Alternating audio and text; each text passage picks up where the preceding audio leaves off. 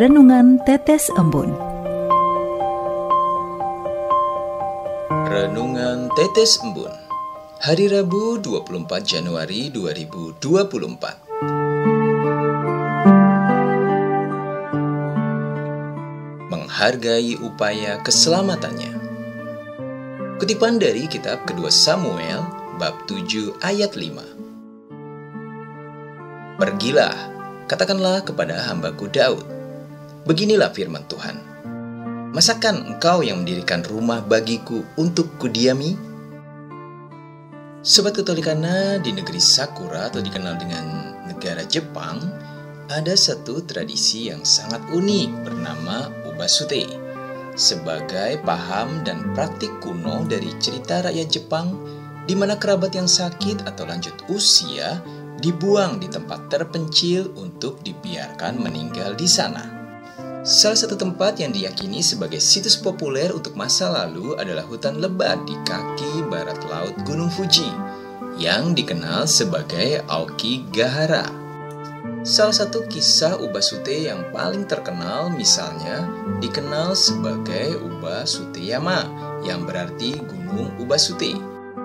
Dalam cerita rakyat ini, seorang ibu lanjut usia digendong oleh putranya ke atas gunung untuk ditinggalkan. Meskipun sang ibu sadar akan apa yang dilakukan putranya kepadanya, ia tetap sabar dan mencoba sebisanya meraih ranting serta daun, kemudian menebarkan ranting-ranting yang patah. Sampai di atas gunung ketika sang anak menurunkan ibunya, dia mendapat wejangan agar mengikuti jejak yang sudah dibuatnya, agar anaknya dapat menemukan jalan menuruni gunung. Akhirnya putra tersebut merasa bersalah melakukan yang tidak pantas untuk orang tuanya dan kembali ke rumah asal untuk merawat orang tua secara lebih manusiawi.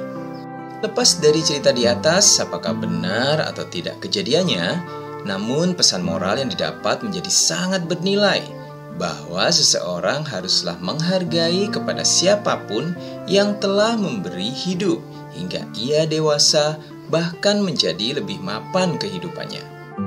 Sebagaimana yang dilakukan Daud yang menjadi salah satu tokoh dalam kitab Perjanjian Lama, dengan sejarah iman serta karakter telah tampil menghargai Allah yang telah berjasa bagi kehidupan dan ketenarannya.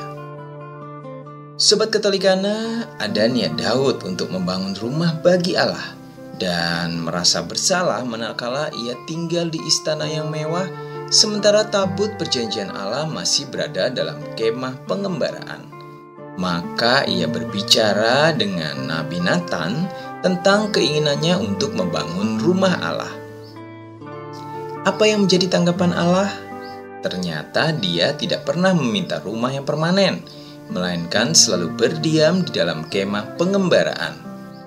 Namun sebaliknya, Allah berjanji akan mendirikan keturunan Daud sebagai raja yang akan memerintah selamanya. Sungguh menjadi pesan bagi kita sabdanya hari ini, kepada kita yang masih bergulat dalam dunia fana ini, untuk tetap mau dan mampu menghormati dan menghargai Allah yang selalu berada di samping kita, dengan permintaan agar kita senantiasa hidup seturut kehendaknya. Tidak perlu ada kehebatan dan kemewahan yang perlu kita berikan. Satu hal yang diinginkan adalah kita semakin disadarkan menuju kerajaan yang kekal, dan Dia berkehendak selalu menyelamatkan manusia dengan mewujudkan pemenuhan nubuat mesianik, yakni mengirimkan Sang Juru Selamat, keturunan Daud, yang datang sebagai raja dan memerintah untuk selamanya. Marilah berdoa dalam nama Bapa dan Putra dan Roh Kudus. Amin. Ya Tuhan yang kami senantiasa muliakan dalam kerajaan surga, curahkan roh penolong agar kami menjadi anak-anak-Mu yang cerdas dalam menghormati-Mu sebagai pemberi jalan keselamatan kekal kelak. Sebab Engkaulah yang Maha Kuasa dari dahulu, sekarang, dan selama-lamanya tiada berkesudahan. Amin. Dalam nama Bapa dan Putra dan Roh Kudus. Amin.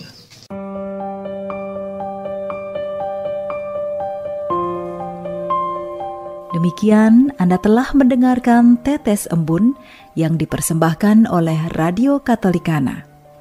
Renungan Tetes Embun bisa Anda simak di Radio Katolikana, media sosial Radio Katolikana, dan YouTube Katolikana. Terima kasih dan sampai jumpa.